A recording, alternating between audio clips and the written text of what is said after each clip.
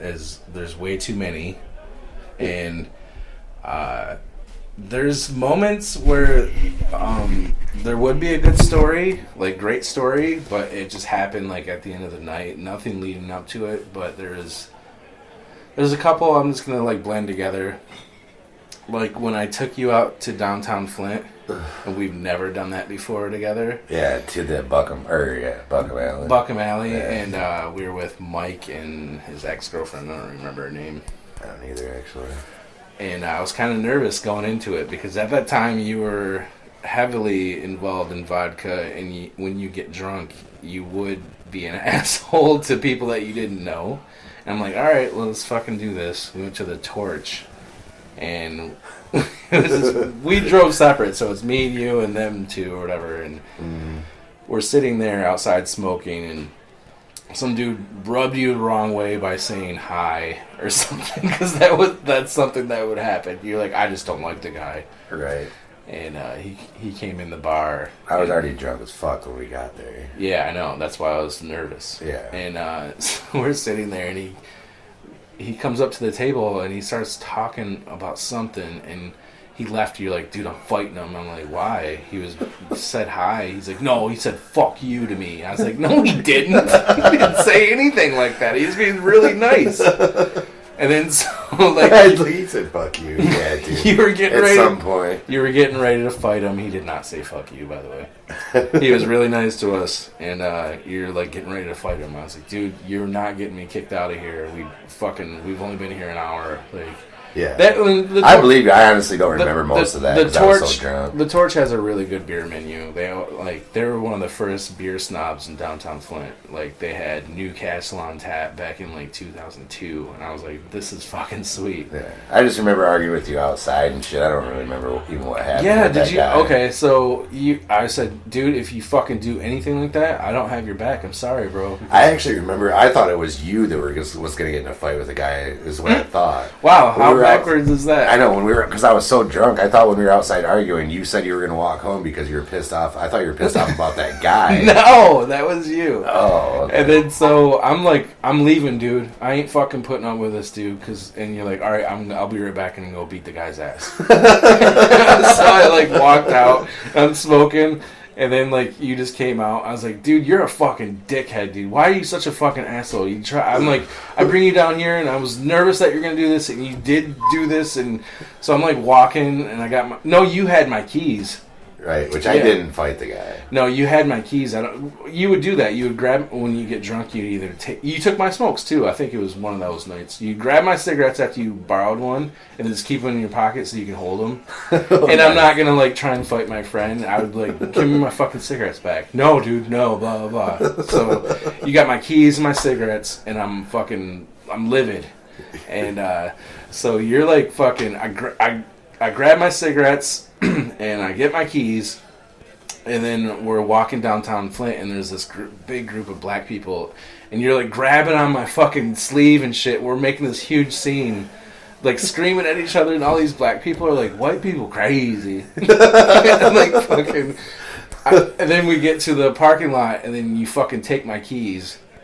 And then you throw them or something. Yeah, I don't remember. Yeah, honestly. You threw my fucking keys, and I was like, "What the? You're okay." It turned from me like pissed off at you to you like concerned about me drinking and driving. Yeah, that's what it was. I didn't want you to drive. I remember that part. Yeah. And so I'm like, I don't remember throwing your keys, but I remember I wouldn't give you them or something. Yeah, because I didn't because want you to drink and drive. No, you took them from me. And then you threw them, and then so I'm on a hunt for my fucking keys, and I'm so fucking pissed. And then there's all these people like staring at us.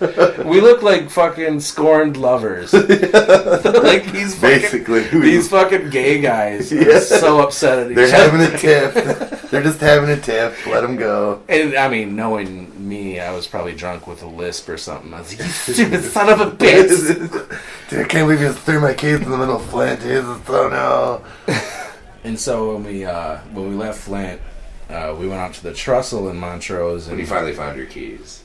Yeah, well, I mean, we drove out there. Yeah. I guess. And there's a girl named Jenny, and, like, I was single at the time, so when I saw her, I was like, she's kind of ugly in the face a little bit. There's something wrong with her. I've known Jenny for years. I have a couple friends that fucked her, and one of them is right over there, over that way. He lives right over there. Yeah. Anyways, so we get out there and we're gonna go. It was the Montrose pub. Is always how like a lot of our shit started. I guess some crazy shit would start at the Montrose pub. Go to the Montrose pub and then go out to. So we're leaving the Montrose pub, and there's this hangout spot called the Trestle, and it's railroad tracks over a river. And I think everyone knows what a trestle is. That's what it is, right? A trestle technically is any steelboat bridge over water, yeah. So, okay. Yeah, it's a railroad bridge over water. So, yeah, we get out there, and this chick's showing her tits, and I'm single. I'm drunk still. Yeah, and this was your first time out there, wasn't it? On the trestle? No, no, we've done this before. But, oh, okay. I knew I did, but I didn't know if you went out. My ex-drummer, the guy that played drums in the band that I was in, he came up from Florida, and, he's just like, I don't know, he's gung-ho about just music or whatever. So we get out to the Trestle, and he's like, do you have any of those songs that we used to fucking play and shit? Because we'd play at the machine shop when we recorded a couple of our shows or whatever, and I was like, actually, I do. And then none of you guys heard any of that stuff, so I set my phone, brand new phone. It was not even a week old. It was HTC HD7 it was a Windows phone, and I was so excited to get it. And I set it down. The kickstand phone. Yep. The first phone with the kickstand. It was one of them. Yeah. So I set it down. We're just like drinking and stuff, and the song came up that I hated in our set, so I wanted to switch it. So I went and grabbed my phone, and it fell between the railroad track ties and went right down the river. And like, awesome. For a split second, dude, I was jumping in that fucking thing to get and I was about to jump. I was like, that shit's fucked, dude. There's no way I'm gonna save that phone. It's like a 40-foot drop from the trestle to the water, and the water's only about a foot deep, maybe 2 feet. Even if I didn't get really hurt, that phone was fucked anyway. Yeah, it wouldn't have been good if you jumped. You probably would have broke your legs at least. So yeah, but then I was like, you know what? I don't have my phone, but I have this chick right here showing me her tits. Jenny did that a lot. Yeah, and then she's not attractive whatsoever. No, and she's never been on my Facebook friends, so she's not going to hear this. But she was kind of gross in the face.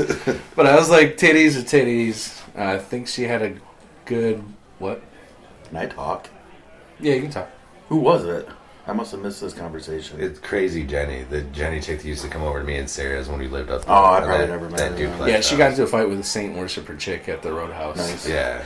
I called her Crazy Jenny because I grew up with her. And honestly, like the saint worshiper chick beat the fuck out of Jenny. Yeah. And then we go back to that night they got into a fight. We go back to Sarah's and she's like, I beat the fucking bitch's ass. I was like, no, you fucking didn't. You got stomped on. Yeah, that demonic chick was beating on her. It was like, fucking great. Jenny was like pulling her hair, trying to hit her, and that chick was just beating the shit out of her.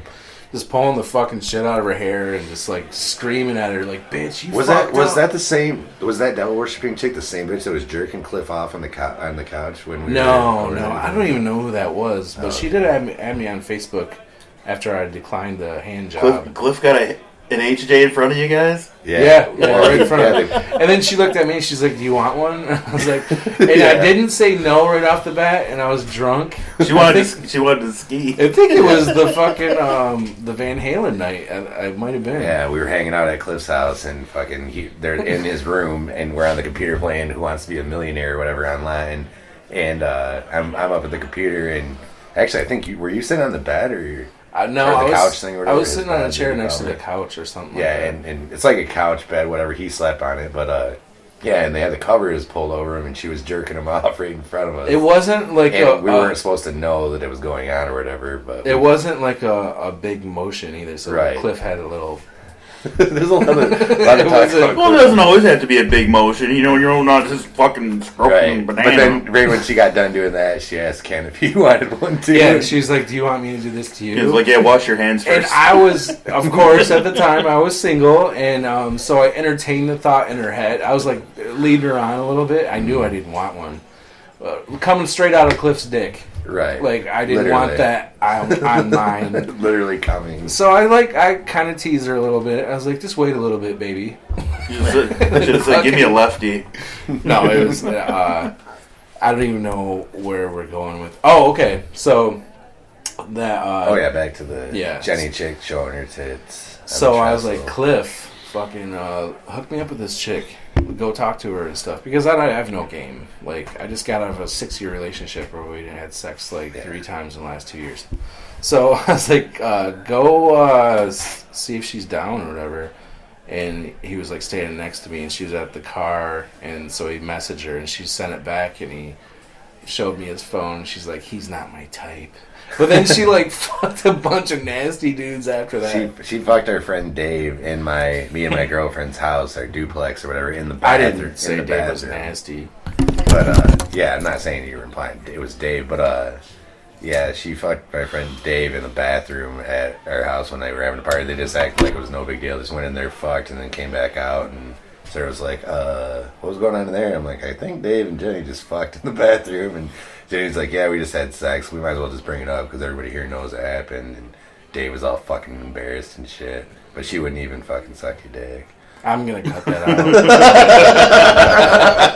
out. No, seriously, that's bullshit. That kind of reminds me of the story I was getting at. We got into a fight, an argument from a bunch of black people, and they thought we were gay white guys probably.